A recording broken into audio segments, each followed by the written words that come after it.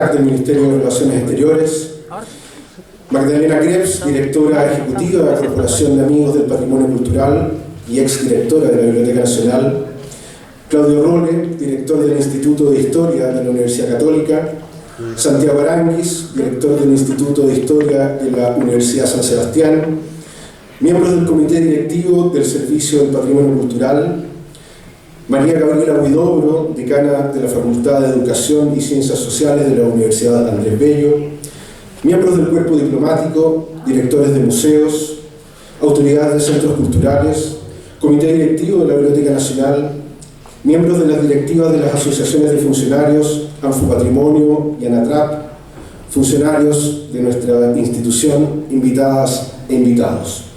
Para iniciar esta ceremonia, con ustedes a Soledad Abarca, directora de la Biblioteca Nacional.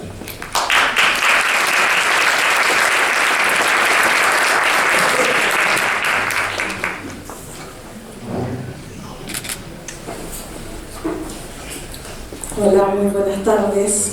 Es una alegría tenerles a todos acá. Me sumo a los vocativos y a los saludos. Estamos muy contentos con este nuevo aniversario.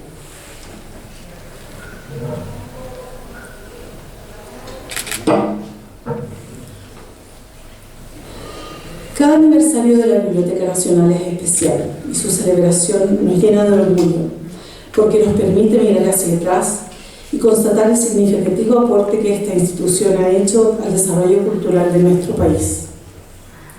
Esto ha sido el resultado de un esfuerzo permanente y colectivo por poner a disposición de la ciudadanía los bienes y tesoros patrimoniales que resguardamos en el seno de nuestra institución. Al mismo tiempo, esta conmemoración nos permite reflexionar acerca de lo que queremos para el futuro. Hace solamente un año inauguramos la Sala de Informaciones y Catálogo, que comenzó lentamente a cambiar nuestro primer contacto con los visitantes.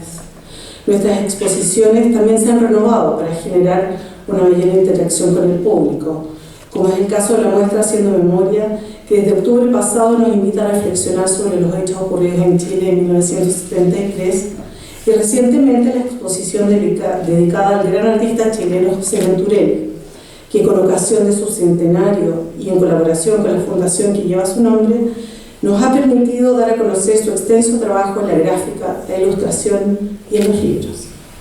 Basta con recorrerlas para darse cuenta que ambas han tenido una gran acogida. Hace pocos meses también inauguramos un nuevo espacio, Café Justicia, que se ha transformado en un lugar de encuentro y disfrute y que eso nos ha permitido revalorizar uno de los espacios más lindos de este edificio. Poco a poco hemos ido recuperando y ampliando nuestro público habitual y ya es frecuente ver en los pasillos grupos fotografiándose, comentando lo hermoso que está este edificio y sus colecciones. No se imaginan el entusiasmo con que descubrimos cada uno de los comentarios que llenan nuestros libros de visita de las exposiciones. Realmente muy emocionante. Durante el segundo semestre del año pasado también celebramos los 20 años de Memoria Chilena y 10 años de la Biblioteca Nacional Digital, que han venido a consolidar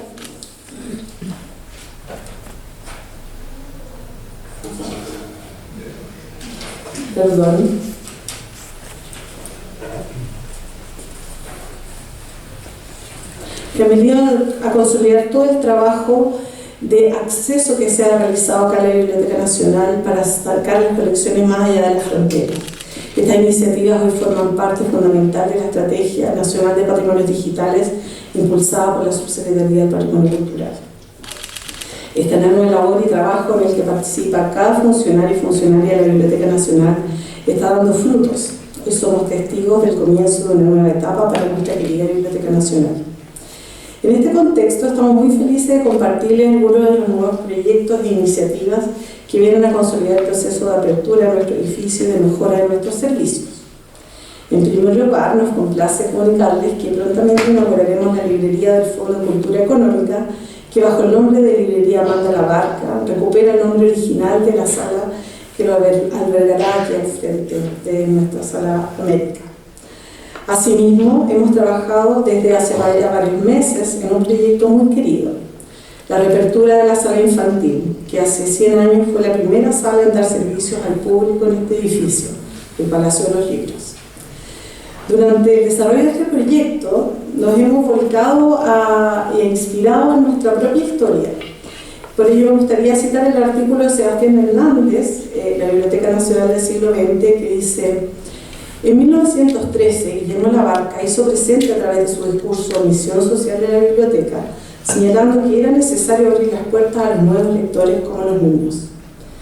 Es así como en octubre de 1924 se inauguró el Salón de Lectura de Niños, cuyo diseño e implementación estuvo a cargo de la pionera bibliotecaria Margarita Mieres Cartes, quien, al igual que el director, estudió las políticas y funcionamiento de las bibliotecas en Estados Unidos y diseminaron en Chile la idea de una biblioteca abierta y viva.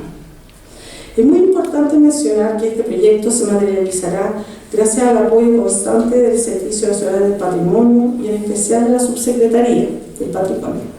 Carolina hoy día nos acompaña, que ha hecho gestiones para incorporar la sala infantil de la Biblioteca Nacional en un convenio con la Subsecretaría de la Niñez, por lo cual estamos muy felices. A través de esta sala, la Biblioteca Nacional volverá a abrir sus puertas a los niños y niñas, generando acciones concretas de fomento lector y difusión de la literatura infantil chilena, las que fortalecerán el trabajo que venimos realizando desde hace ya varios años por medio del sitio de Chile para Niños, decenas de talleres y visitas guiadas a colegios y estudiantes. Por último, sabemos que los servicios que ofrecemos son muy valorados por la comunidad. Esto se ha manifestado de manera pública, y ustedes lo habrán visto en los últimos tiempos, a través de numerosas cartas y opiniones en redes sobre la posibilidad de extender nuestro actual horario de atención. Al respecto, podemos contarles que estamos realizando gestiones internas para contar con los recursos necesarios y esperamos muy pronto tener novedades en esta materia, ¿no? Muy esperanzados. De materializarse esta medida, permitirá que investigadores, lectores y público en general puedan disfrutar no solo de las colecciones, sino de una cada vez más amplia oferta cultural, además de sorprenderse con los maravillosos espacios de este edificio monumental. Tal como hace un siglo, la biblioteca ampliará sus horarios de atención en forma paulatina para alcanzar a un público cada vez más amplio y heterogéneo. Pero nada de esto sería posible sin el gran equipo humano que da sustento a los servicios y actividades de nuestra institución. Aprovecho este momento para agradecerles muy sinceramente a cada una de las personas que trabajan en la biblioteca, por su compromiso, por su apoyo constante y por el entusiasmo con que han enfrentado los nuevos desafíos y cada uno de los cambios que hemos ido impulsando. Asimismo, es importante despedirse afectuosamente de quienes, luego de muchos años en esta institución, se han acogido a retiro. Recientemente nos ha dejado la bibliotecaria Sandra Meneses, quien estuvo a la cabeza del Departamento de Procesos Técnicos, que es el corazón de la gestión bibliotecaria. Así también despedimos a nuestro querido profesor aquí presente, Rafael Sagredo, que fue director del Centro de Investigaciones Barros Arana, y a quien tendremos la fortuna de seguir viendo, ya que continuará con su rol de conservador de la Sala Medina. Ambos sin duda han dejado una huella imborrable en esta institución. Pero volviendo a la celebración de hoy, este año hemos querido poner en el centro de nuestro querido hispanista y americanista don José Toribio Medina. Para ello hemos decidido homenajearlo con la magnífica edición de su epistolario que presentaremos a continuación con un magnífico panel. Con esta publicación estamos dando inicio a las celebraciones de un hito trascendente para nuestra historia. En el 2025 se cumplen 100 años de la donación de la colección personal de este destacado bibliófilo, bibliógrafo, recopilador e historiador a la Biblioteca Nacional y a Chile. En su testamento, José Toribio Medina escribió: «Lego al Estado de Chile mi biblioteca, comprendiéndose en ella los manuscritos, que serán unos 350, y los libros impresos que la forman relativos casi exclusivamente a la historia y literatura hispanoamericana, y que hoy suman más o menos unos 12.000 volúmenes y constituyen, en lo tocante al periodo colonial, la más abundante que exista». Pero la entrega de esta invaluable colección estaba sujeta a una condición, también especificada en el testamento, que significó darle a nuestro edificio uno de sus mayores atractivos.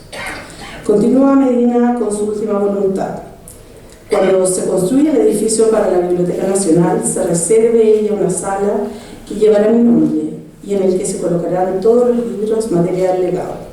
Así surge el imperativo de construir la Sala Medina, que brilla en el llamado Palacio de los Libros, tanto por su contenido como por su forma, que muchas veces transporta a los visitantes a otras épocas o a escenarios de fantasía. Por todo lo anterior, la figura de José Toribio Medina está muy de forma ineludible en la historia de la Biblioteca Nacional, y por eso nos pareció evidente iniciar desde ya las celebraciones de este hito fundamental. Pero esto no es todo. El próximo año también estará marcado por una segunda conmemoración también muy importante para nuestra institución, la promulgación de la Ley de Depósito Legal. Como muchos de ustedes saben, esta normativa nos permite desde hace casi un siglo recibir ejemplares de todo aquello que se imprime en el país.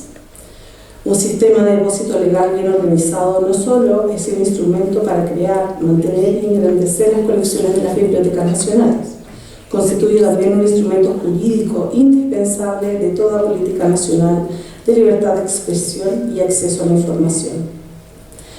Si bien el depósito legal es una normativa de antigua data, desde que se inauguró en Francia en 1537, en Chile se creó recién en 1820. Esta disposición obligaba a las imprentas a dejar en la Biblioteca Nacional una copia de cada libro, revista o periódico publicado. Esta reglamentación se perfeccionó en 1834 y finalmente la Ley de Depósito Legal fue promulgada en octubre de 1925. Actualmente esta normativa se enmarca dentro de la ley conocida como la Ley de Prensa. Evidentemente, la aparición de nuevos formatos y en particular las publicaciones digitales y la creciente impresión fuera de nuestro país nos han planteado novedosos desafíos. Y es por eso que el próximo año, la celebración del centenario de la Ley de Depósito Legal será la instancia precisa para visibilizar y reflexionar sobre esta normativa y, en lo posible, impulsar su actualización. Es así como celebramos este aniversario, con nuestras miradas puestas en el futuro, pero con los esfuerzos de cada uno de nuestros colaboradores centrados en el presente para así seguir cumpliendo con nuestra misión, que no solo reconocemos como imprescindible, sino que también nos apasiona. Como dijo hace pocos años David Lanker, las malas bibliotecas crean colecciones, las buenas bibliotecas crean servicios, pero las grandes bibliotecas crean comunidades. Y hoy estas palabras resuenan con más fuerza que nunca en cada una de las personas que trabaja acá en la Biblioteca Nacional. Me gustaría finalizar citando al ministro de Educación en 1913, Guillermo Labarca, que en su discurso del centenario de la Biblioteca Nacional pidió: «Abra las puertas, señor director, y no le tema a las innovaciones. Si se equivoca en ella, no importa, no se llega a la verdad sino a través del error y en fuerza de muchos ensayos y experimentos. Abra las puertas de la biblioteca, señor director, y entréguela al pueblo que es su dueño. Nada de tarjetas a la entrada, nada de dinero en la ventanilla de lectura a domicilio. Que la biblioteca entera salga por ahí y se esparza por la ciudad, por todos los hogares y especialmente por los pobres. No son hábitos, Señor, los que requieren alimentos, sino los necesitados». Muchas gracias.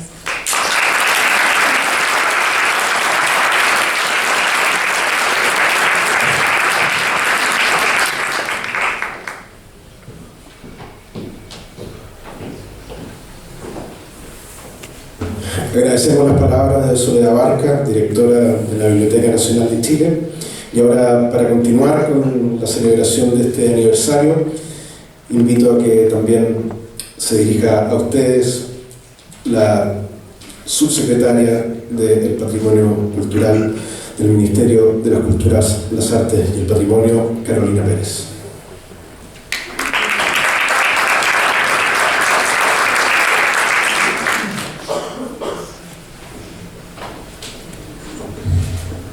Hola, buenas tardes. Quería comenzar agradeciendo la invitación de la directora de la Biblioteca, Soledad Barca, a esta nueva celebración de un aniversario de la Biblioteca Nacional. Siempre es una tremenda alegría celebrar un nuevo aniversario de la Biblioteca y me honra muchísimo tener el rol que hoy día tengo y poder acompañar esta celebración. Conversamos con la directora a hacer un breve saludo en este cumpleaños pensamos más o menos qué podíamos comentar relativo a la biblioteca y quizás lo primero tiene que ver con los pilares que han construido esta biblioteca. Y hoy día celebramos, ¿cierto?, el epistolario de José Toribio Medina, que sin duda alguna es uno de los pilares de esta biblioteca, y bien lo explicaba su directora cuando nos cuenta parte de lo que hoy día vamos a discutir relativo al libro. Y porque hablar de José Toribio Medina es hablar de uno de los pilares que sostienen esta querida Biblioteca Nacional. Es difícil de mencionar el legado y su invaluable aporte al patrimonio de nuestro país. José Toribio Medina donó en vida un catálogo con más de 60.000 impresos, 1.668 manuscritos originales y 8.659 documentos transcritos. Es más, cerca del 60% de todo lo que se imprimió en Hispanoamérica colonial forma parte de esta colección. Cada carta, cada manuscrito que recopiló es un testimonio vivo de nuestra historia y nos recuerda la importancia de preservar, proteger y salvaguardar nuestro patrimonio. Eso es algo que celebramos, pero también celebramos a otros pilares. Cuando revisamos la historia de la biblioteca nos podemos acordar de Manuel de Salas, la primera persona que catalogó todos los textos que existían hasta la época. O podemos recordar, como recordaba la directora Margarita Mieres, que en 1924 crea la primera sala infantil de lectura. Y podemos también recordar hacia atrás a cada uno de los directores y directoras que han sido parte de esta institución, y por cierto también a cada uno de los trabajadores y trabajadoras que son parte de la construcción de esta biblioteca. Y creo que es importante ponerlo en relevancia el día del aniversario de este espacio, porque precisamente cada una de las personas que ha sido parte de la construcción de este espacio republicano forma parte de la historia de la nación. Y eso incluye desde las personas que nos reciben en la puerta, hasta quienes están a cargo de los inventarios, quienes ven préstamos de libros y también quienes dirigen la biblioteca. Y es por eso que es importante en este aniversario pensar también en los desafíos que tenemos hacia el futuro. La directora nombraba algunos. Nosotros hemos ido trabajando en conjunto, por ejemplo, respecto a la digitalización y el acceso global de los valiosos fondos.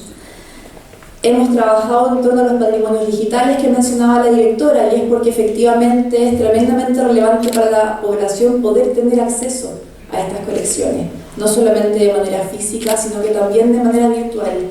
Y cuando hablamos de patrimonios digitales nos referimos solamente al largo proceso de digitalización que tenemos que llevar a cabo y que la biblioteca ya lleva a cabo, sino que también de cómo vamos recopilando esos acervos que se generan de manera digital. Eso también es tremendamente relevante porque nos permite pensar en el futuro, en investigadores e investigadoras que van a necesitar, ¿cierto?, de esa documentación para poder entender qué es lo que sucedía en diferentes momentos de nuestra historia.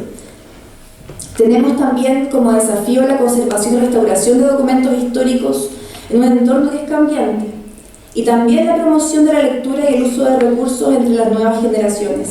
Es por eso, y lo mencionaba con la directora, que estamos trabajando junto al Servicio del Patrimonio Cultural y la Subsecretaría de la Niñez en poder, a 100 años de la implementación del primer espacio lector para niños y niñas, poder implementarlo durante este año. Y pensamos que esa es una noticia importantísima, porque cuando pensamos en la Biblioteca Nacional quizás pensamos erróneamente en que es un espacio patrimonial solamente para la investigación, pero su vocación y su rol social van mucho más allá de eso y tienen que ver efectivamente con poder llegar a cada persona en la población que quiere aprender, que quiere saber algo nuevo, y eso incluye, por cierto, a los niños y niñas. Estamos trabajando también en poder, como bien decía la directora, volver a hacernos cargo de algo que tuvo la biblioteca durante mucho tiempo, y era que estuvo realmente abierta, y el último año hemos hecho un gran esfuerzo, sobre todo quienes trabajan en la biblioteca, por volver a estar abiertos hacia la ciudadanía. Por cierto que es importante decir que la pandemia golpeó a los espacios culturales y patrimoniales y ha sido un tremendo desafío volver a abrir. Y volver a abrir hay que entenderlo con toda la amplitud de la palabra. Tiene que ver con abrir el espacio físico, pero tiene que ver también con hacer accesibles las colecciones a la mayor cantidad de gente posible. Y eso incluye también la digitalización y poder ampliar, ¿cierto?, la mirada hacia públicos que hoy día quizás no se sienten tan invitados a este espacio. La Biblioteca Nacional no es una hermosa pieza arquitectónica repleta de libros solamente. Es guardiana de nuestra historia común. Cada libro, cada documento que aquí se conserva es una pieza clave para entender quiénes somos como nación. Y es por eso que también mencionaba la directora, llevamos más de 200 años de depósito legal, y eso es tremendamente importante porque permite también hablar de la calidad de este espacio patrimonial, que es que efectivamente uno puede encontrar lo que se ha publicado en nuestro país. Y también la protección del patrimonio impreso, musical y documental, que es una responsabilidad que, por cierto, nos atañe a todos. Yo quería volver a algunos de los pilares que mencioné anteriormente. Quería volver a hablar de Margarita Mieres, porque ha sido un personaje con el que hemos hablado muchísimo con la directora, no solamente por su calidad de primera bibliotecaria, sino que con el rol que tuvo con niños, niñas y adolescentes en este espacio. Y quería aprovechar de contarles una anécdota que sucedió hace poco más de una semana. Tuve la suerte de conocer a Jane Goodall, no sé si les suena, pero es una primatóloga muy famosa a nivel internacional que ha dedicado su vida a la protección de los animales y el medio ambiente. Y ella hizo una charla maravillosa en donde cuenta cómo nació su afición por los animales. Y cuenta que nació de los libros. Y cuenta también que aquellos libros que ella leyó de niña y que hicieron que ella se motivara a poder realmente convertirse en la primatóloga que se convirtió fueron El libro de la selva y Tarzán. Y yo me encontré genial como anécdota, porque uno a veces trivializa la importancia que tiene la lectura de los niños y niñas, pero efectivamente puede ser una puerta de entrada para que una sola persona no solo cambie su trayectoria de vida, sino que efectivamente genere un impacto en la sociedad. Y eso tiene que ver con cada persona que encuentra en este espacio un libro que disfruta, pero también tiene que ver en el rol social que tiene esta biblioteca, de manera colectiva, no solo individual. Y eso es algo que también hemos ido aprendiendo a lo largo de la historia de esta biblioteca y de los espacios patrimoniales a nivel nacional. Son espacios que forjan la República, son espacios de pluralismo, son espacios de convivencia democrática. Y a veces nos acostumbramos a escuchar esas palabras, pero no hay que trivializarlas. Cuando protegemos y potenciamos estos espacios, estamos realmente protegiendo y resguardando una democracia que invita a todas las personas y nos invita a todos a ser ciudadanos conscientes y responsables. Y eso incluye a los niños, incluye a las niñas, incluye a los adultos, incluye también a todas las personas que se hacen parte de los espacios patrimoniales. Lo vemos también con instituciones tan importantes como los museos. Cuando Jane Goodall logra viajar a Tanzania sin tener estudios universitarios, el espacio al que primero llegó fue el Museo de Historia Natural de Tanzania. Y fue allí, recibida por su director, que descubrió en ella a una ávida lectora que continuó su trayectoria científica. Por lo tanto, los espacios patrimoniales que tenemos el privilegio de potenciar, de enriquecer, son espacios que realmente están abiertos a la ciudadanía y que son públicos. Y al ser públicos fortalecen la democracia. Y cada vez que los trabajamos de manera más profunda, lo que estamos haciendo también es decirle a la ciudadanía y dar un mensaje que es tremendamente relevante, que es que se merecen espacios de excelencia y se merecen espacios de la mejor calidad y se merecen la mejor y más amplia colección posible. Y eso también forma parte del rol que nosotros cumplimos en una democracia donde muchas veces nos desalentamos, ¿cierto?, por la desinformación, o nos desalentamos precisamente porque hay muchas personas que quieren acceder a cultura y no tienen las oportunidades. Estos son espacios que desde esa perspectiva fortalecen a nuestro país y es por eso también que lo celebramos a más de sus 200 años, en un cumpleaños que sin duda alguna nos recuerda que tenemos que mantener siendo esos espacios patrimoniales y republicanos, ojalá por la mayor cantidad de tiempo posible. Así que muchas gracias, Soledad. Muchas gracias a todos quienes forman parte de la comunidad de esta biblioteca y decirles también que desde el Ministerio de la Cultura, las Artes y el Patrimonio el compromiso con este espacio y todos los espacios patrimoniales a nivel nacional es absoluto. Muchas gracias.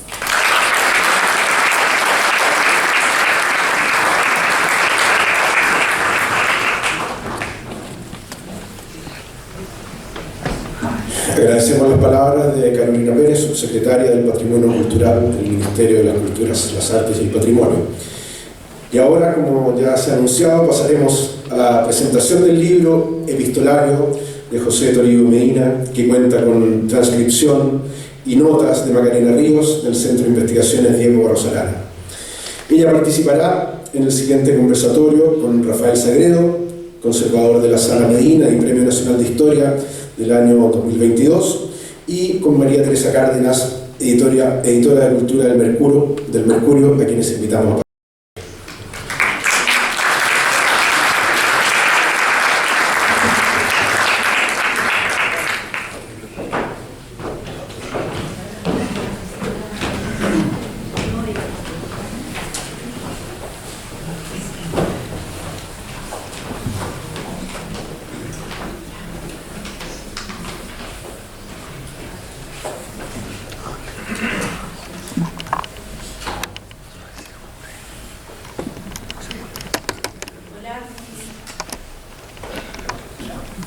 Buenas tardes a todos, todos y todas quienes están hoy día aquí. Un saludo muy especial a Soledad Barca, directora de la Biblioteca Nacional, y a todas las otras autoridades, invitados. ¿Por qué digo Soledad Barca? Porque ella fue de la idea inicial de que yo estuviera aquí hoy día junto con Macarena Ríos, y quiero agradecer muy especialmente esa invitación, porque aquí, como se ha dicho, estamos en un mundo de historiadores. Yo vengo desde el periodismo, así que mi mirada hacia esto es más bien de asombro. Y quiero agradecer esa invitación porque me ha permitido entrar en contacto efectivamente con una figura que aquí ya se ha mencionado bastante. Me va a ahorrar un poco el hablar de José Toribio Medina, para que sí lo hagan los autores, o sea, la autora y Rafael. Con un personaje que debo confesar que era bastante desconocido para mí, y como por esas casualidades que yo prefiero llamar sincronías, la semana pasada estuve entrevistando hace unos pocos días a Fernando Iwasaki, que ustedes deben ubicar, es escritor e historiador peruano, vive hace 40 años en Sevilla. Él ha hecho una historiografía muy interesante sobre América, y en medio de la conversación, que era sobre otros temas, él me confiesa su idolatría por José Toribio Medina y su agradecimiento, y me habla de todo el tema que hizo. O sea, me dijo, para los historiadores que hemos estudiado, trabajado en Sevilla y hemos estudiado América, él es un pilar, aquí se habla de pilar, ¿cierto? Y además lo definió como la generosidad de su erudición, porque dice que ellos todos son agradecidos de esto que él hizo con la historia de América, porque nosotros hablamos de Chile, pero él hizo una contribución tremenda con su Biblioteca de América. Entonces yo, que estaba en plena lectura, dije, qué impresionante, porque yo, chilena, periodista, sabía muy poco de este personaje. Iwasaki, peruano, le agradece casi su carrera y todo lo que particularmente el tema de las imprentas, la imprenta en Lima, es un trabajo que para él fue fundamental. Entonces creo que la contribución de él, y mirado así, es mucho más que lo que podemos decir aquí dentro de la biblioteca, sino que ha salido al mundo, salió afuera, y por eso yo quiero hacer una propuesta. Pero no sé si nos permite, si me salgo el tema, pero ya que buscamos quien protagoniza el monumento aquí cerca, que está vacío, quizás podríamos pensar, ¿cierto?, en alguien así, José Toribio Medina, que ha sido factor de unión, porque eso es lo interesante, el factor de unión en América. Y cuando hablamos de próceres, quizás hablamos de grandes próceres que han ganado batalla, pero no pensamos en los próceres culturales, que han unido, ¿cierto?, a un continente y más allá. Bueno, esa es una digresión y volada mía, pero ahora sí voy a agradecerte, Macarena, por ponerme en contacto con esto, porque en realidad yo creo que el trabajo que ha hecho Macarena Ríos es impresionante. Ha dedicado casi 10 años a este estudio, y es un trabajo efectivamente monumental, no solo por la cantidad de páginas, que casi le compite a 2666 de un año, anda por ahí, sino por el contenido y por la acuciosidad del estudio, que realmente el estudio introductorio es muy clarificador didáctico en el mejor sentido de la palabra, y muy... realmente uno se mete en este personaje para después ir efectivamente a su palabra, ¿cierto? A leer las cartas. También se puede hacer al revés, leer las cartas y luego el estudio introductorio, pero creo que le facilita mucho el tema. Entonces, bueno, me siento súper privilegiada, honrada de estar aquí con Rafael Sagredo, Premio Nacional de Historia, y con Macarena Río, historiadora notable en este trabajo. Entonces, aquí se me ha invitado a preguntarles a ustedes sobre el libro. Entonces, yo creo que hay un tema de mucha actualidad, Macarena, porque cuando hablamos de estos personajes, decimos, hicieron este trabajo hace 100 años, donó su biblioteca, hace 100 años, pero ¿cómo nos habla eso hoy? Y tú te lo planteas entre las preguntas que haces en el estudio. ¿Cómo este personaje estudiado hoy nos plantea preguntas? Y una de esas que yo encontré muy interesante por todo lo que hemos vivido también en los últimos años, cómo se construye un patrimonio común, cómo nos sentimos todos dueños de ese patrimonio, lo que significa cuidar también ese patrimonio.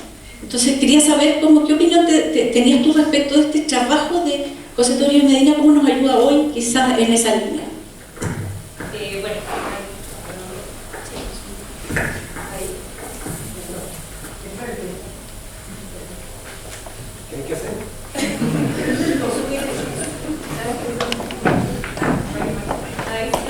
¿Ahí sí? Sí. Bueno, primero que todo saludar a todos, a quienes nos acompañan hoy día, agradecerle a María Teresa y a Rafael el que estén acá, que hayan aceptado participar en esta conversación sobre el libro. Y bueno, sobre todo también agradecer a la biblioteca la oportunidad, en verdad, de presentar, de conversar sobre este libro en el contexto del aniversario número 211 de la biblioteca. Así que aprovechar de saludar a todos los funcionarios, a todos los que hacen posible que la biblioteca funcione todos los días, que sea este lugar de encuentro tan importante para la cultura, y yo creo que sobre todo, como dijo la directora, tan importante para formar comunidad. Bueno, y como bien decía Soledad, la verdad es que el trabajo con este epistolario partió hace mucho tiempo, en 2016, cuando yo era muy joven, todavía más joven, y fui de oyente a un curso de Rafael que nos habló todo el semestre de José Toribio Medina, y justamente comenzaron a salir muchas preguntas que tenían que ver con, bueno, que conocíamos poco a José Toribio Medina, qué había hecho, cómo lo había hecho, sobre todo, en qué condiciones investigaba, qué relaciones había tenido, en qué contexto se había desenvuelto, y que, como bien dices, parecían preguntas sobre el pasado, pero que en realidad nos interpelaban bastante en el presente, en el sentido de las relaciones de las sociedades con su pasado, el papel de la evidencia, la relación también entre la cultura y la política. Entonces, a propósito de eso, y teniendo la fortuna, en verdad, de tener el archivo personal de José Toribio Medina en la sala que lleva su nombre, comenzamos a trabajar en este epistolario primero como un catálogo, que después pasó al libro que ven ahí. Y en ese sentido, yo creo que una de las principales cosas que a mí me llamó la atención del trabajo que hizo José Toribio Medina, y que creo que se ve mucho en estas cartas, es esta atención permanente que está poniendo y que está comunicando, ¿cierto?, a la urgencia de llamar la atención de las autoridades, de tratar de remecer un poco a la sociedad por el valor de los documentos, de lo que hoy día conocemos como patrimonio bibliográfico. Obviamente Medina no usaba el concepto de patrimonio, pero en el fondo hay un llamado muy potente al riesgo de que eso se está perdiendo, que se está perdiendo justamente por la inercia de las sociedades, de los políticos, de las autoridades, con esos documentos, por archivos que se incendiaban, que estaban sometidos a distintos riesgos. En esa época los intelectuales hacen tratados sobre el impacto de la polilla en los documentos. Entonces hay una constante sensación de urgencia, no solo de mirar al pasado por el pasado, sino también, él tiene un texto muy bonito, cuando está defendiendo que la colección de Benjamín Vicuña Maquena se quede en Chile, y que él dice es una responsabilidad de nosotros, con las futuras generaciones, hacer que esos documentos se queden en nuestro país. Entonces yo creo que eso es una de las principales cosas respecto a los problemas de hoy que a mí me quedó a propósito del trabajo de José Toribio Medina. Buenas tardes a todos y a todas. Me siento muy honrado de participar en este evento, por todas las razones que voy a mencionar. Pienso, entre otras, que esta es una doble o triple celebración. Primero, naturalmente, celebramos la Biblioteca Nacional y a todos sus funcionarios, a los presentes y a los de la historia de la biblioteca, y a esta institución que, como se ha dicho, republicana, pública, ciudadana, que forma comunidad. Y eso estaría bien. Pero celebramos también a Medina. No sé si Medina se imaginó que algún día iba a ser el centro de la celebración de la Biblioteca Nacional. Esperemos que sí. Él tenía conciencia de su paso a la historia, y por eso donó su biblioteca, entre otras. Pero como durante tanto tiempo estuvo olvidado, digamos así, hoy día, que sea el motivo de celebración, también es muy ponderable y habla un poco de nosotros. Habla de nosotros como sociedad, como comunidad, como Biblioteca Nacional. Y el tercer motivo, para mí, por lo menos, es celebrar a la editora de este libro, a Macarena Ríos Llaneza. Me siento muy orgulloso y emocionado de verte aquí, publicando este tremendo libro, junto con tus amigos, junto con tus profesores, algunos, y sobre todo junto con tu familia. Jaime y Aurora y Jaime. Y tu hermano, que no puede estar. Pero es un motivo de orgullo y quiero que lo disfrutes y que lo aprecies, porque es una de las razones para seguir dedicándose a esto, el poder terminar con este tipo de producto, de libro. Medina, cuando uno lo empieza a leer, que no empieza en la universidad muchas veces. Yo quiero decir que yo nunca he dado un curso sobre Medina, lo que sí di un curso sobre un autor que escribe sobre bibliotecas, libros y todo lo demás, Robert Garton, lectura histórica, y leyendo eso con los estudiantes, yo pensaba que había que ejemplificar todo lo que había hecho Garton para Europa, con un caso chileno o americano, por decirlo menos. Y bueno, y como estaba en la Sala Medina, ahí me di cuenta que existía la Sala Medina. Ustedes dirán, pero qué increíble las confesiones. Bueno, pero algo de eso hay. En el sentido de que en Chile, hasta hace pocos años, en realidad hablar de Medina para muchos de los historiadores e historiadoras era sinónimo de cualquier cosa menos de algo apasionante. Hoy día, afortunadamente, no es así y tenemos un ejemplo. Bueno, decía entonces que cuando uno empieza a leer Medina, y a propósito de tu pregunta sobre el patrimonio, él dice que va a estudiar la historia colonial. ¿Por qué? Porque en el Chile que él vivía, de la segunda mitad del 19, él veía que mucho de las costumbres, de las mentalidades, de los usos, de las formas de actuar de los chilenos y chilenas, y naturalmente americanos, pero partamos por Chile, tenían que tener una explicación, o sea, de dónde venía esto, y pensó que esto estaba en la historia, en la herencia colonial, incluyendo como colonial a los pueblos originarios, porque no era solo la herencia española, como algunos han pretendido hacerlo pensar, sino que él, acuérdense que uno de los principales libros de Medina, y uno de sus primeros libros importantes, obviamente reeditado por esta Biblioteca Nacional el año pasado, Los aborígenes chilenos, es precisamente sobre ese tema. Entonces ya en Medina está esta noción de que la historia nos sirve para explicar el presente que vivimos y proyectarnos de alguna manera.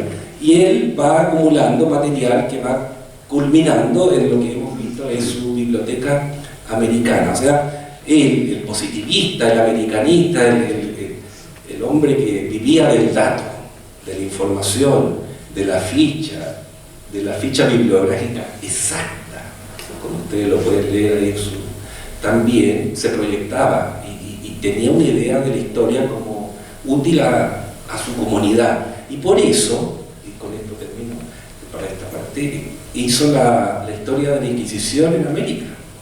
Y ustedes dirán, pero qué poco edificante. Sí, pero es que él quería comprendernos realmente. No, para Medina no hay temas tabú.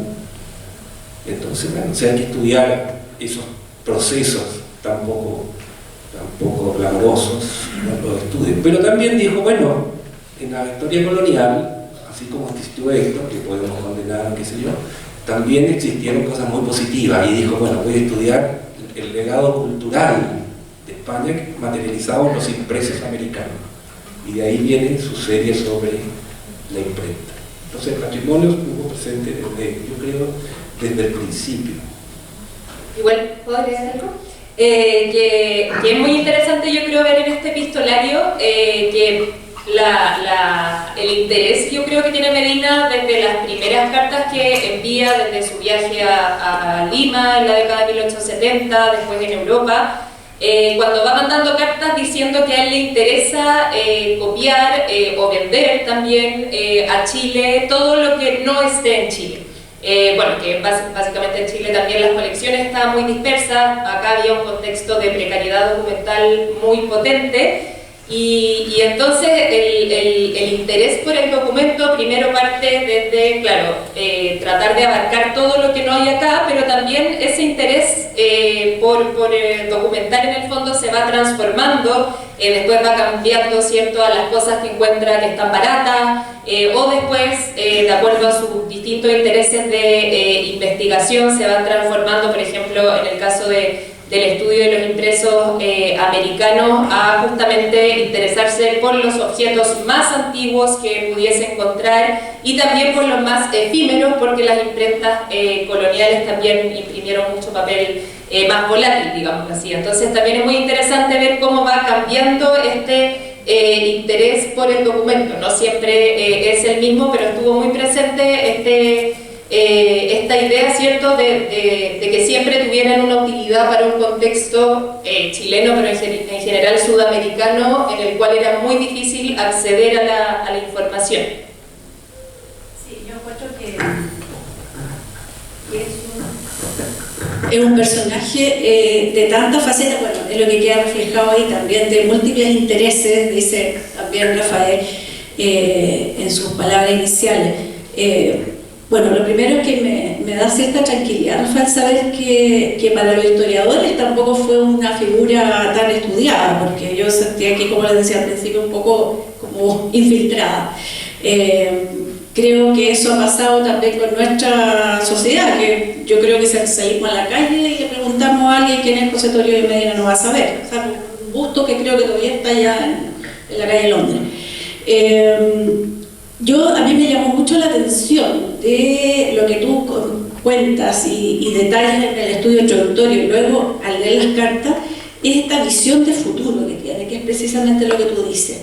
Cómo él está pensando en un futuro, y tú decías, se habrá imaginado que íbamos a estar aquí hablando de él 100 años después, quizás no eso, pero él sí tenía un afán de reconocimiento, que se refleja ahí, pero además es un afán también muy práctico de comprar cosas para luego venderlas a las colecciones en Chile, en distintos lados. O sea, era un hombre muy moderno en ese sentido, muy práctico, y a la vez interesado en las cosas más profundas de nuestro ser, porque él quería entendernos también, quería entender lo que éramos, lo que tú dices, a partir de la historia colonial, ¿no?, de dónde venimos, y también de los aborígenes. Entonces creo que es una persona que tiene tantas facetas, y eso es lo interesante de este libro, cómo eso queda reflejado en el estudio. Y tú dices eso, Rafael, en las primeras líneas, tanto interés y sobre todo tan inserto en su época. O sea, miraba futuro, pero está inserto en su época. Eso iba a mencionar. Medina es una figura excepcional. Acuérdense que ya su lema es excepcional. He trabajado mucho y me he cansado poco. En un país que a veces trabajamos poco y nos cansamos mucho. Entonces ya partamos. Recordar también que viajó, porque todo esto, etc. Entonces, la pasión. Bueno, yo no le voy a explicar aquí a ustedes la pasión por la historia, la pasión por el patrimonio, la pasión, ¿cierto? Bueno, en este caso incluso por el trabajo, por la antigüedad, las colecciones. En eso, claro, fue excepcional, pero fue un hombre de su época, también queremos decir eso, yo creo, y Macarena lo dice en su magnífico estudio introductorio. No voy a ahorrar elogios para el estudio introductorio y para todo este trabajo, así que prepárense. Magnífico, interesante, agudo, interpretativo, como debe ser la historia. Lo dice. Él es un hombre de una época, en una época en que los estudiosos de la historia hacían estas cosas. Él forma una comunidad. El epistolario refleja claramente las redes, ¿cierto? La comunidad de estudiosos del pasado, con los argentinos, con los peruanos, etcétera, que le enseñaron mucho. O sea, Medina empieza todo su interés en Chile con profesores de la categoría de Barros Arana, de un Briceño, el autor de la estadística bibliográfica chilena, o de un Filippi en el Instituto Nacional. Entonces, bueno, ya ahí sabemos. Pero después él acepta la enseñanza absolutamente gratuita y también por pasión por la historia que le ofrecen un Ricardo Palma en Lima, y todo eso erudito peruano, ¿cierto? Que él conoció, y cuando parte la primera vez a Europa, en el British Museum, le tocan la mesa que te asignan, hasta el día de hoy te asignan una mesa a los que habían ido, a Gallangos, el gran erudito orientalista español, que había organizado los archivos estatales de España a mediados del siglo XIX. Puedo equivocarme, pueden consultar en Google, pero algo de eso. Entonces, siempre estuvo atento a apreciar lo que los demás le podían comunicar. Y eso a mi juicio es importante, porque él, junto con ser un pionero, es un reflejo. Y termino con otra cosa. Y lo que él hizo fue estimulado por el Estado chileno. O sea, el Estado chileno, dirá por las razones, bueno, las razones eran las querellas de límites con Argentina, entonces había que buscar economía. La razón es que la cuestión política, Medina sirvió los intereses de Santa María y Balmaceda con las leyes laicas, y por eso sus estudios de la Inquisición le venían muy bien a Santa María y lo financiaban. Pero bueno, el Estado chileno lo financió más de una vez, lo mandó fuera, lo nombró embajador diplomático en Madrid, aunque todos sabíamos que se iba a dedicar a copiar documentos. Y después le financió publicaciones, le dio cargo, le financió viajes. Y lo máximo, financia hasta el día de hoy la Sala Medina. Yo siempre digo, no sé qué será más milagroso, que haya donado la sala, intentó vender su libro, pero finalmente lo donó, o que la mantengamos hasta el día de hoy. Bueno, las dos cosas parecen muy edificantes para todos nosotros. Entonces, no queremos, yo pienso, Macarena, que ella cree lo mismo, vamos a ver, no queremos transformarlo tampoco en un absoluto excepcional, porque hubo personas como él. Y él es el más destacado por lo que sabemos, porque están Barros Arana, Vicuña Maquena, los Abunati, mucha gente. Aquí mismo estamos ahora reeditando, yo hablo todavía como si estuviera aquí, pero vamos, la obra completa del Bello, que partió también con el Ilustrario. Y esto, yo mira, así, con lo que tú mencionaste, aquí tenemos un héroe, un ciudadano, un modelo cívico, un modelo de vida al servicio de la comunidad, desde lo intelectual, desde la historia, no solo los militares, abogados, con respeto para todos los militares, abogados, etc. Y por supuesto, y quizás Macarena lo va a mencionar, esto lo hace acompañado de Mercedes Ibáñez, que es su compañera, su mujer, su esposa, y eso también ha sido recuperado recientemente, entre otros. Eso precisamente era lo que yo venía a plantear, como este personaje, que claro, tú dices muy de su época, o sea, había otros que estaban en lo mismo, pero el empeño, porque parte muy joven a Lima y contra la voluntad de su padre, y es muy entretenida esa parte, como la cantidad de cartas o sea, nunca deja de escribirle a su padre hasta la muerte del padre, dando razones de su trabajo, o sea, como explicando, siempre diciendo, y bueno, son muchos los temas que salen, pero ya que tú mencionaste a Mercedes Ibáñez, y yo creo que ese es un tema también súper interesante, cómo alguien se suma un poco a esta vida nómade casi en esta búsqueda y lo acompaña, y no solo lo acompaña, lo ayuda, trabaja también como transcriptora de los documentos, en otras actividades. Entonces, Margarita. Bueno, también de acuerdo a lo que decía Rafael antes, sí destacar este carácter polivalente de José Toribio Medina. Yo creo que una de las riquezas del material que se conserva en la Sala Medina es que justamente podemos encontrar este arco temporal completo de su biografía, desde que era estudiante en el Instituto Nacional, impresor, bibliógrafo, diplomático, entre otras muchas cosas, y destacar que justamente yo creo que el valor de lo epistolar se cifra justamente no solo en que uno accede a este contenido biográfico del remitente y del destinatario, sino también en que estas cartas circulan muchos nombres, nombres de instituciones, autores, noticias que permiten conocer estas épocas tan distintas y tan cambiantes en las que vivió Medina, desde la Guerra del Pacífico, la Guerra Civil de 1891, la constitución del mercado del libro en Chile, en América, la configuración de los estudios históricos, entre otros problemas que creo que son bastante sugerentes el día de hoy. Y bueno, y una de las cosas que justamente, como decía María Teresa, fue muy alucinante en realidad cuando empezamos a hacer este epistolario, fue la figura de Mercedes Ibáñez, que en general todos los biógrafos amigos de Medina la destacan como la esposa de, y bueno, la ayudante, la colaboradora, que son los calificativos que generalmente se usan para hablar de Mercedes Ibáñez. Quizás el más elocuente, creo, es el que dice Guillermo Felio Cruz, que es el discípulo máximo de Medina, primer conservador de la Sala Medina, y que define a Mercedes Ibáñez, la identifica como la colaboradora anónima de los trabajos de su marido. Y bueno, ante todo esto, obviamente, yo creo que cuando empecé a leer las cartas esperé que Mercedes Ibáñez iba a aparecer múltiples ocasiones, y me sorprendí de que José Toribio Medina la nombraba sobre todo para referirse a cosas más, digámoslo así, de la intimidad.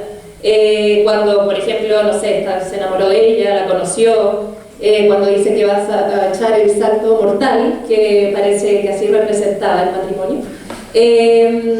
Entonces, sobre todo la menciona en esos casos, pero la menciona en escasas ocasiones como trabajadora, como ayudante, colaboradora, traductora también se dice que fue. Hay una carta de 1891 en la que creo que es de las únicas que habla sobre el trabajo de Mercedes Ibáñez, que cuenta cómo trató con un cliente de su imprenta.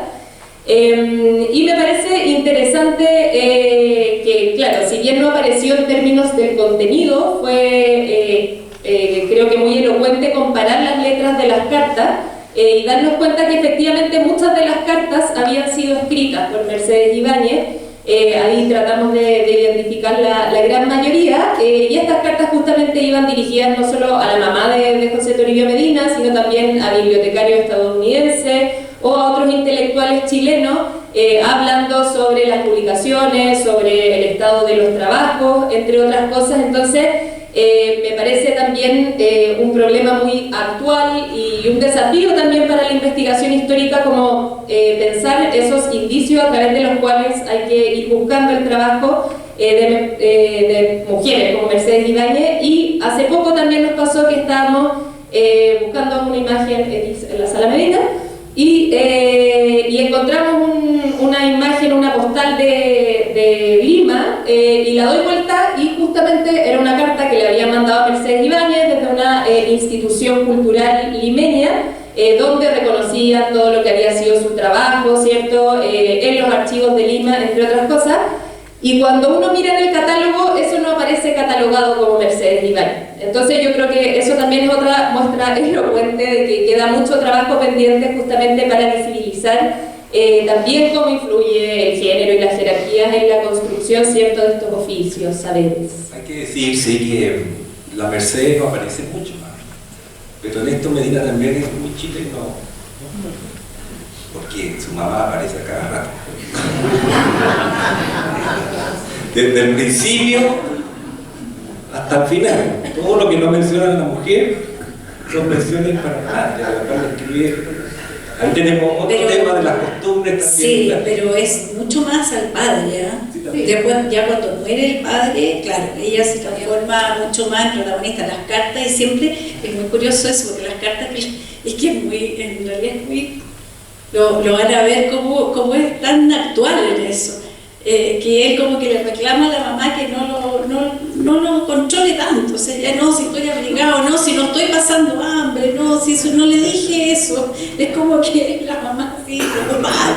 Pero claro, hay en realidad es interesante también comparar las cartas al padre y al madre, porque ahí se nota totalmente una diferencia en los temas y en el trato que es muy...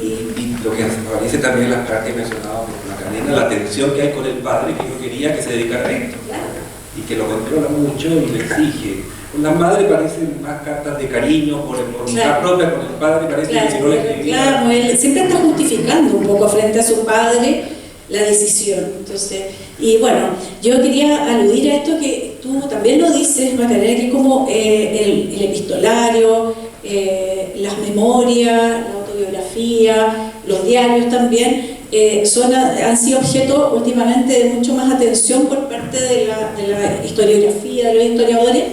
Y cómo también eso es curioso, porque también ha sido más tomado en cuenta por la literatura, que en el fondo hay algo ahí también que une quizás estos dos mundos, ¿no? Porque hay, también es como lo que se dice ahora las escrituras del yo, la novela sin ficción, que es súper antigua, que uno ve que eso es muy antiguo, pero en el fondo ahora como que ha sido tomado por la historia y también por la literatura.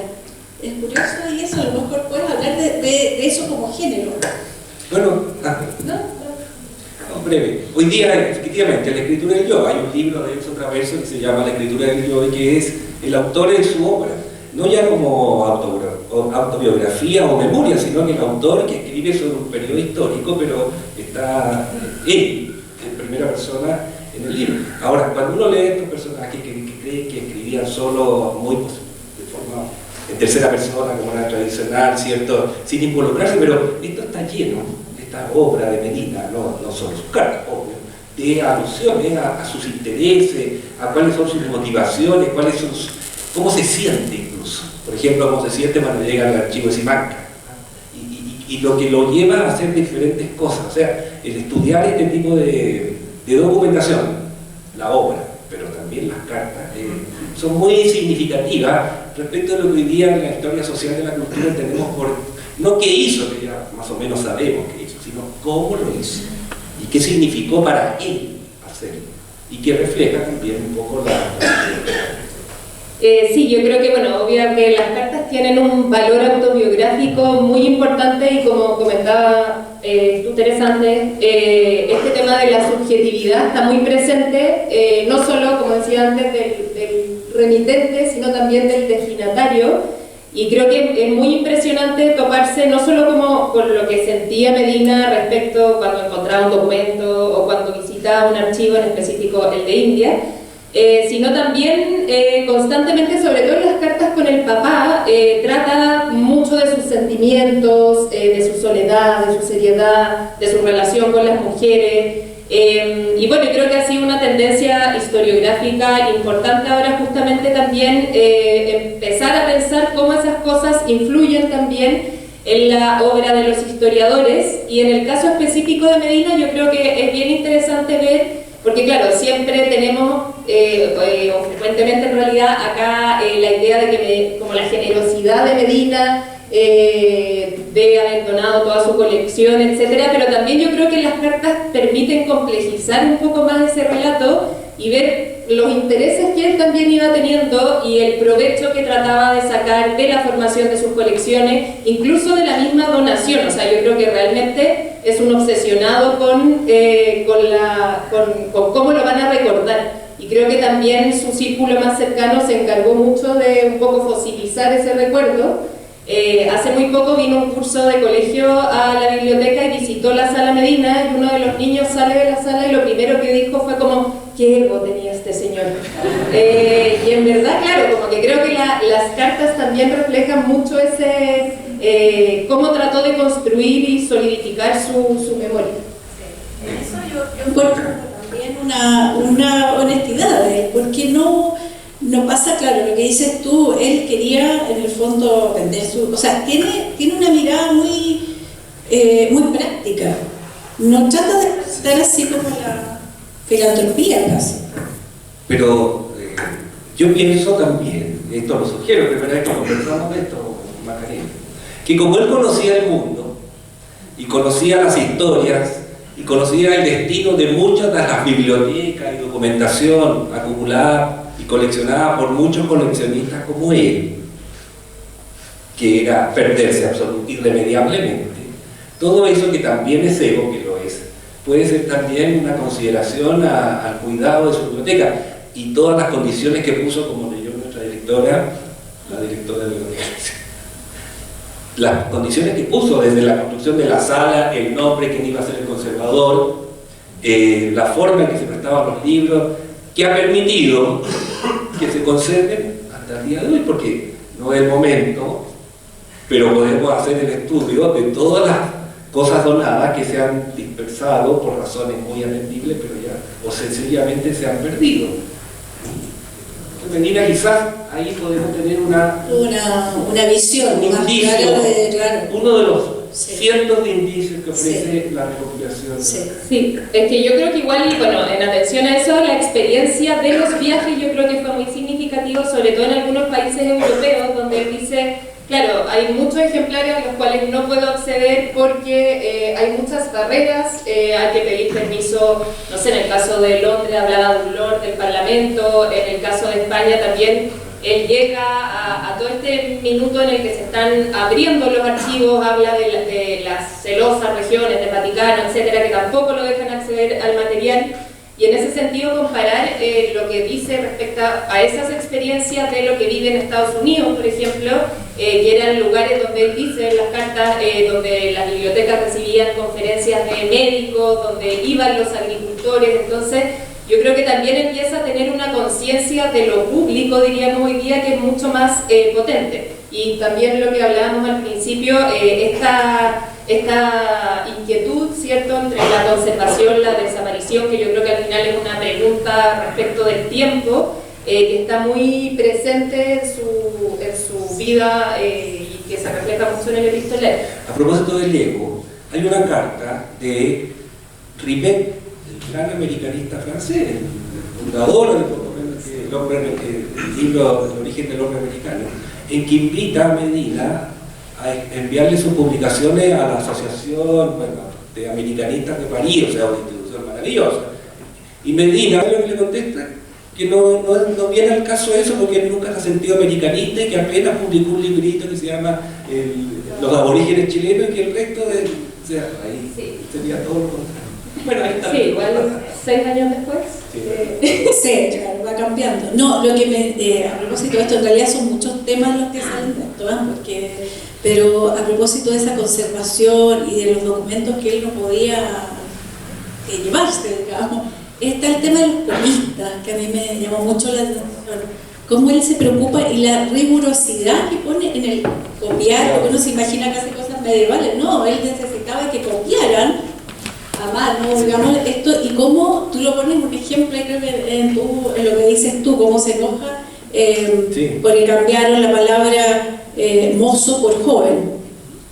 Eso, a mí, bueno, en realidad me interesó mucho el tema de la palabra, de la lengua. De hecho, fui anotando palabras en desuso, que es una cosa que a mí me apasiona bastante, y cómo van saliendo palabras que al menos yo creo que ya no se usan, no sé. Pero bueno, después se las puedo que van saliendo en las cartas. Entonces, pero me llamó la atención esta rigurosidad de él con el lenguaje, con que no se copie algo que se pueda mal interpretar. Y yo creo que eso también tiene mucho que ver con esto que hablamos al principio, cómo entendemos y cómo comprendemos un patrimonio común, que es que cada cosa la veamos, o sea, cada cosa de la historia, digamos, o incluso las obras literarias en su contexto social, cultural, y no desde el hoy quizás criticar o decir esto, no sé, ¿cómo puedo decir eso? ¿Cómo?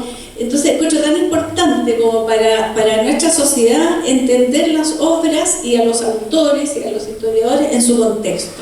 Y que él estaba absolutamente consciente de eso. Un ejemplo que podríamos llamar elocuente es que él publica en la década de 1880, cuando estábamos con los temas de límites con Argentina, el descubrimiento del Estrecho de Magallanes como el origen de la historia de Chile, en el tomo 1 y 2 de la colección de historia, etc.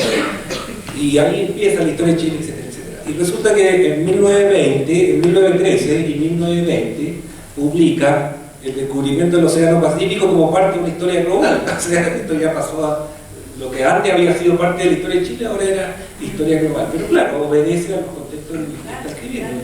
Oye, déjeme por favor leerle algunas palabras. Bien. No sé, a lo mejor todavía es copete, una persona copete, muy arreglada. Trajinar lo usamos, pero no sé si en este caso hablar como de moverse, pero empadres, está relacionado con los créditos, cubilete, gabela, broceada, erisipela, una enfermedad, paltó, también después pasó a paletó, ¿cierto? Bedel, faetón, luneta, yo lo encontré apasionante. Esto pueden anotar las palabras que ya no se usan, ya no están en nuestro vocabulario, pero que a veces por leerlo hoy le damos otra interpretación, ¿cierto? Entonces eso, bueno. Y bueno, yo respecto al tema de las copistas quería decir que a mí me gustó mucho que aparecieran tanto en el epistolario, porque justamente creo que una de las gracias de estas cartas es que permite visibilizar a todos esos actores que están participando en la investigación, y me parece que también permite adentrarse en cómo se van construyendo estos criterios de fiabilidad histórica también. Sobre todo, y repito, un problema del presente también, hoy día que hablamos tanto de la evidencia, ¿cierto? Y bueno, y respecto al tema de las palabras, igual es muy interesante las publicaciones que Medina fue nombrado miembro correspondiente de la Real Academia de la Lengua, entonces tiene muchas publicaciones, sobre todo a principios del siglo XX, luchando para que algunas palabras no desaparezcan del diccionario del español, digamos, que algunas palabras que se siguen usando en Chile, que por lo demás es un tema que sigue ocurriendo hasta la fecha. A propósito de los copistas, hay cartas, usted me corrige, porque ya no sugiero. me ha corregido en esta presentación. El Estado chileno pagaba todas esas copias. Y él hace una relación, no voy a decir tan exigente como la de la NIC, pero hace una relación de todo lo que gastó en copias, cuánto cuesta cada copia. O sea, tenemos un Estado que está preocupado de este tipo de cosas. Y usted dirá, claro, pues le convenía por lo que dijimos los límites, pero no, porque financió muchas otras cosas que no tenían absolutamente nada que ver. Siempre juicio que Medina fue profesor de la Facultad de Filosofía y Humanidades de la Universidad de Chile. Es cierto que duró media clase porque consideraba que futuro, pero fue falso. Pero ahí no fue tan... No fue tan, ahí sí. No era tan inmediata, él tenía que convencer para que le pagaran sus trabajos. O sea, yo creo que eso también habla de una actualidad muy grande, que es cuando uno tiene que demostrar, él tenía que demostrar que eso tenía un valor para la República, digamos, y también hay cartas a la Universidad de Chile, ¿cierto? O sea, yo creo que siempre la cultura está un poquito en el límite de que cuánto estamos convencidos de que eso sí merece ser financiado, porque como yo decía al principio, o sea, creo que él ha sido un personaje, quizás no puedo ponerlo en otro estatus, pero sí un personaje que culturalmente ha unido, ha concentrado voluntades, más que ser... Lo dije no tanto para condenar al Estado como para que sigan financiando, porque... Teje ahí, hay una estrategia así, el Estado siempre financió.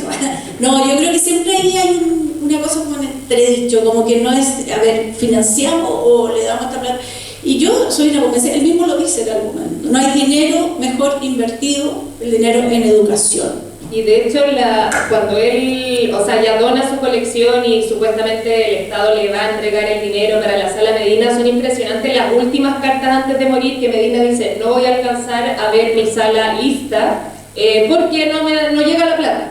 Y como el gobierno sigue creyendo que el dinero en el fondo, o que la sala es para el extranjero, para Medina, para su provecho personal, como hay una muy escasa dimensión de lo público, y eso incluso fue un problema muy grande para que se gestionara la Sala Medina. Por eso quizás también sigue siendo un milagro que se conceda. Y tuvo un momento de desesperanza, para que no nos rindamos, digamos esto. En la década del 10, él escribe a su discípulo Kruger, diciéndole que se representa como el bibliómano de la nave de los necios. Dice que juntaba libros y que estaba con un plumero espantando las moscas, para él era la única utilidad que la sociedad veía en este tipo de personas. Pero bueno, no desistió y siguió, y todos sabemos el final. Bueno, parece que tenemos que llegar al final de esta conversación. Yo creo que aquí que estamos celebrando los 211 años de la biblioteca, tenemos que felicitar a la biblioteca y felicitar a quienes han permitido que sí podamos seguir visitando la Sala Medina y toda esa colección y ese fondo ahí. Sí, bueno, yo antes de terminar quería mencionar al editor del libro y del Centro de Investigaciones Diego Barros Arana, Arturo Molina, que fue fundamental en realidad para que este libro saliera. Muchas gracias, Arturo, por tu creatividad, por tu trabajo muy riguroso y por los espectaculares libros que haces. También agradecer a mis compañeros y amigos de trabajo, a Jaime Rosenblit, a Mariel Rubio y a Gastón Carreño. De nuevo volver a agradecer a Teresa por estar participando hoy día acá, y por la lectura y las preguntas, que creo que siempre son lo mejor de leer los libros. Qué suerte haber podido conversarlas acá. A Rafael, que hoy día no solo está acá, como se dijo antes, porque ha sido un gran estudioso de Medina, sino también porque se retiró después de 34 o 35 años, 34 8 meses, y que creímos que era una muy buena instancia, no solo para agradecerle, sino también para reconocer el trabajo que ha hecho en la biblioteca, en el Centro de Investigaciones Diego Barros Arana, formando jóvenes y no tan jóvenes historiadores, y bueno, impulsando, ¿cierto?, la publicación de libros. También agradecer a todos los funcionarios de la biblioteca, especialmente a los de sección chilena, de la Sala Medina, a los de comunicaciones, extensión, a Francisco Díaz, que fue clave para la organización de esta presentación, a Soledad Barca, que desde que dirige el buque se ha notado mucho, cómo se ha abierto la biblioteca, cómo se ha transformado en un lugar más dinámico y en verdad donde da gusto venir. Así que muchas gracias por eso, y bueno, veo muchas caras conocidas, amigos, amigas, profesoras, profesores, que nada, creo que varias de las experiencias que me han transmitido a mí siempre están en mi trabajo, así que muchas gracias por eso. Y bueno, y naturalmente a mi familia, que bueno, que están muy ansiosos acá, esperando a un nuevo integrante que se suma en 3 minutos, Agustín, y que suerte tiene de haber nacido el mismo día que la Biblioteca Nacional.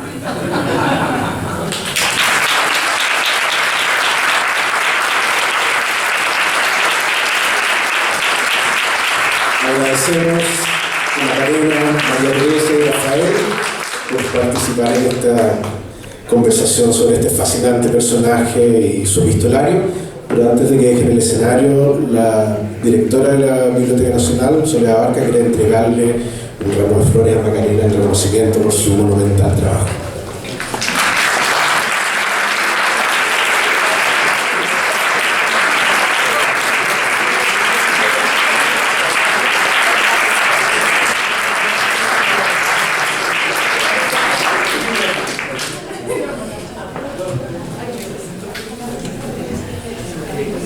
Bueno, y antes de terminar, un par de invitaciones.